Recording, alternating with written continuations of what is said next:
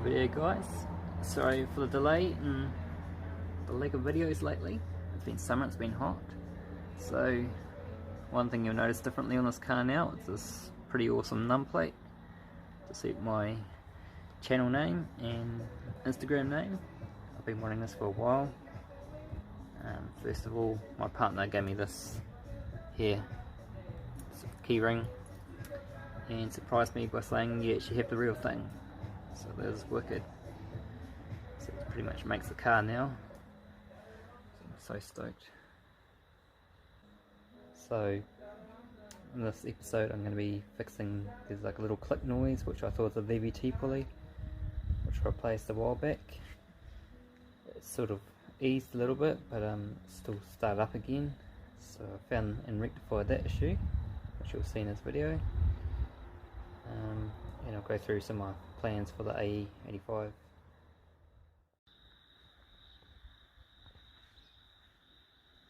I have just resolved my little tick noise, well, found where it was. So if you go back a few videos ago, I replaced my VVT pulley, even though my other one wasn't that old, because I keep getting this tick noise and it's really frustrating. And it actually died down a little bit with the new pulley, but it still was there.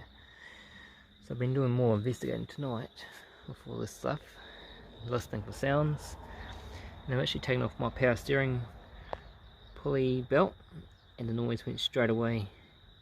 So I'm trying to figure out what it is, because I have actually already swapped this pump over. This is the silver top one, which I swapped in for the black one to try and rectify the noise. So I'm guessing it could be the bearing, possibly. I'm hoping it is, because it'll be a quick and easy fix. But yeah, so if you have a tick in your engine, it potentially could be something to do with that and not the VVT. I was thinking it could be possibly my valve clearances, but I've checked them 4 times because I'm thinking it's the only thing it could be, and they're all within spec. So I'm going to punch this bearing out, put a new one in and see how we get on. Here we have it, got a new bearing. Let's pop the old one out before. I'm just going to press it back in there with these little die things, and then we'll see if that resolves the noise. If not, I might have to look at rebuilding a power steering pump or getting a second hand one. So we'll try this for now. Pushed in now, so just release this.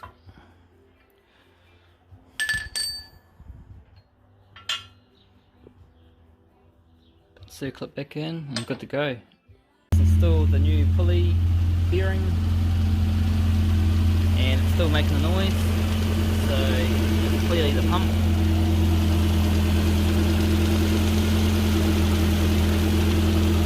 So ticking noise sounds like from here, but it's actually that right down there.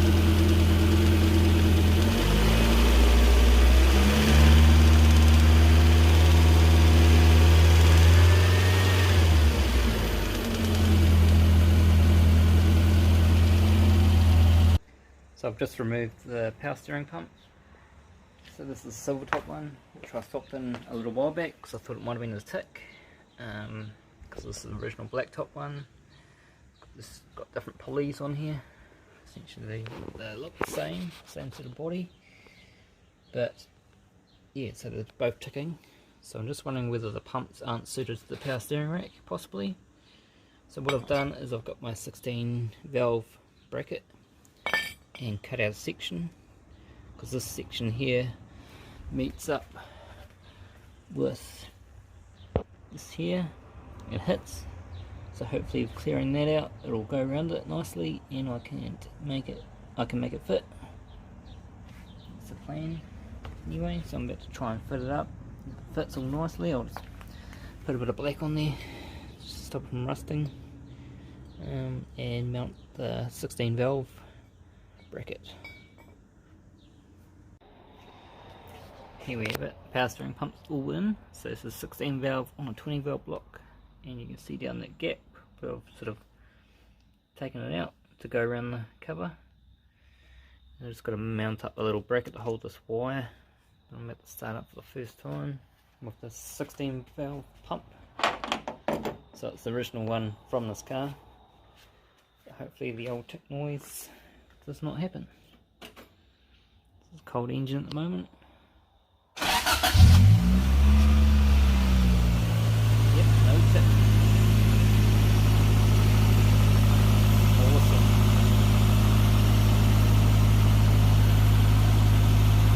Need to fill this up. Some stuff down at the pump.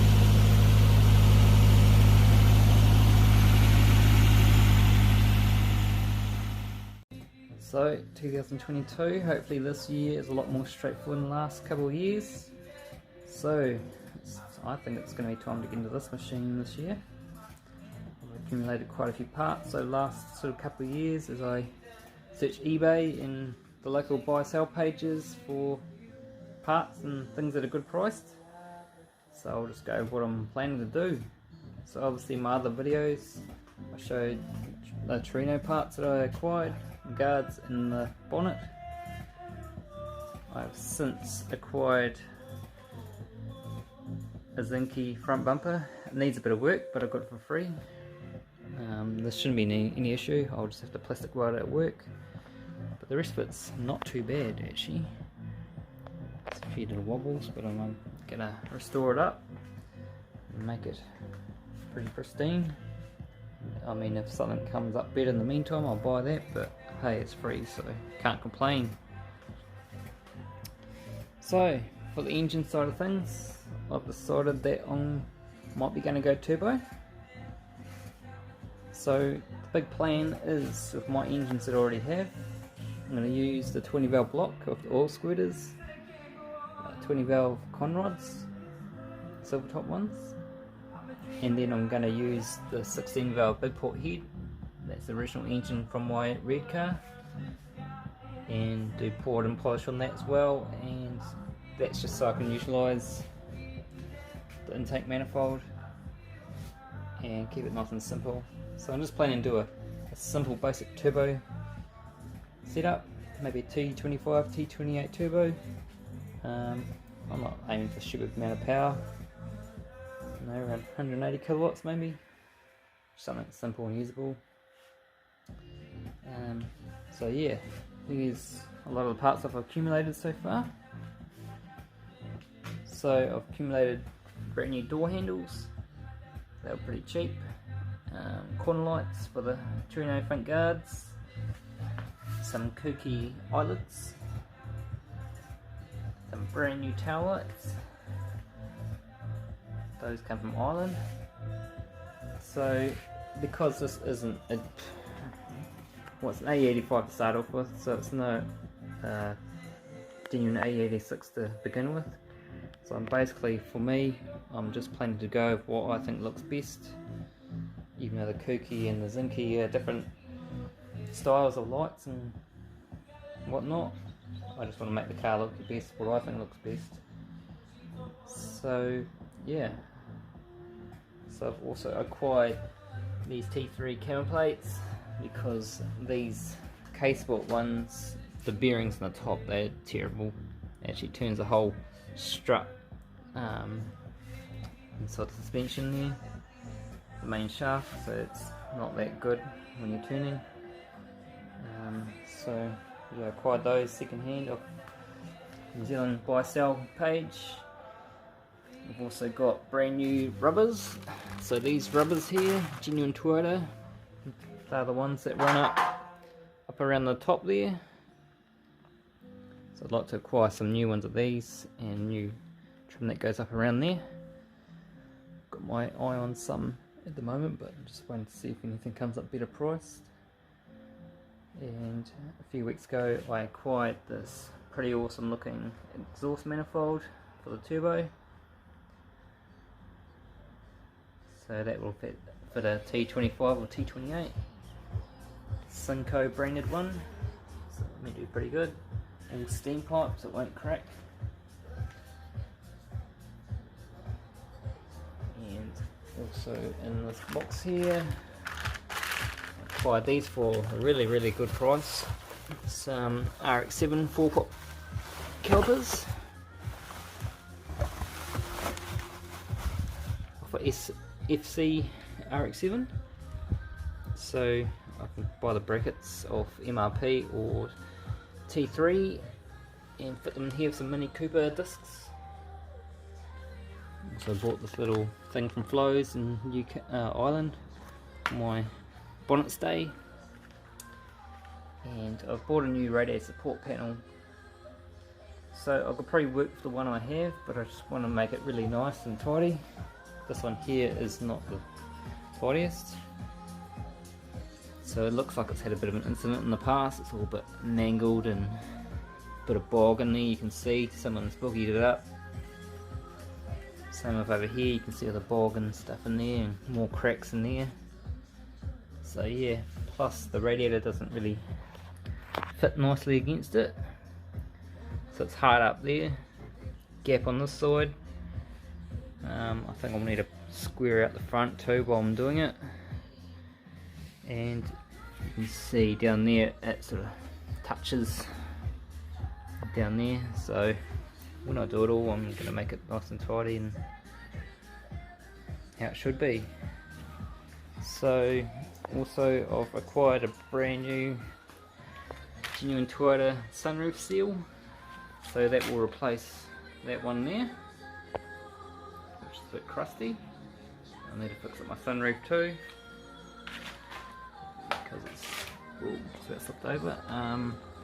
Yeah, it's a bit crusty all around there. Someone siliconed it up and it's a bit dirty too. Been sitting for ages. And I've also acquired a brand new rear panel from Flows in Ireland, because my one has a bit rusty and eaten out on the bumper there. You wouldn't think it, but it is. So I figured for the price of that, it's going to be way cheaper and way quicker than actually fabricating up one myself. Because I was looking at just folding up some panel steel, and it probably wouldn't have those in there. I'd have to cut them out and just make it real basic, but hey, this has got everything. Even got the hooks for the fuel tank. So yeah, slowly keep my eyes out for more parts, but I'm just trying to get things gradually just so I can afford to do it all. Otherwise if I splash out, it's gonna cost an arm and a leg. So another thing I forgot to get out was these pistons. These are for GZ oversized pistons from MRP. Recently purchased. So yeah, like I said, it's not a serious turbo build, but something to handle a bit of power. Here you can see these handle 600 horsepower, but I mean, it might be anywhere near that. So that's pretty wicked. So it's going to be good doing this build of the engine when I get around to it, because I pretty much have a lot of parts from the 20 valve build and a tooling to do with the porting. So yeah, I've got my head, so I don't have to acquire any engine parts really, apart from maybe one con rod, the one that's gone inside this 20 valve. And I can sell off all the top head and ITBs eventually. But yeah, it's exciting times. So yeah, hope you guys are looking forward to some progress finally, providing this year goes straight forward with no lockdowns and silly carry on like that. So in the coming weeks I'm going to start pulling bits and pieces off the car that I can, and then drive down to work, and hopefully we can get to do some panel work and peel off all that paint around those guards and see what's underneath there, if there's any bog or anything. I've actually pulled off these vents to have a look inside, and the guards look really clean inside. Not that you can see right now. I'll see if this light will turn on. There we go. So yeah, she's pretty clean in there. Just a few bubbles starting to appear around here and up on this piece here. And I've also chewed out a bit of, someone else put some body filler in there. So all this paint will come off anyway, and I'll fix all this rust up. And then there's also a bit of stuff happening down here. It's happening on both sides. But it looks like someone's done some welding in the past. As you can see like these little lumpy things and a bit of rust coming out underneath there. So yep, and then also I'm going to look at doing something with the rear brakes, finding some better calipers because these ones have always had issues with them. These wheels don't normally live on here, I just put them on there so that it doesn't matter if it gets overspray on them. But yeah, plans. Things are finally starting to happen in this. So it's exciting.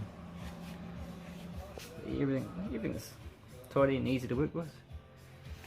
Just door's pretty mint. I've already rust proofed on the inside there. And I think there's a little bubble thing in the middle there, and a few other little bubbles under there, but nothing severe. All the normal places these things rust out. But the aim is to make it really tidy and a nice weekend car. Maybe a few little track day things like I've done in the rear Corolla. So yeah, that's where I'm going to leave it off at. Just showing you what I've been up to. But yeah, it's been pretty hot, so no motivation to do anything. Just do a few adventures and walks and that sort of thing. So I'll see you in the next video.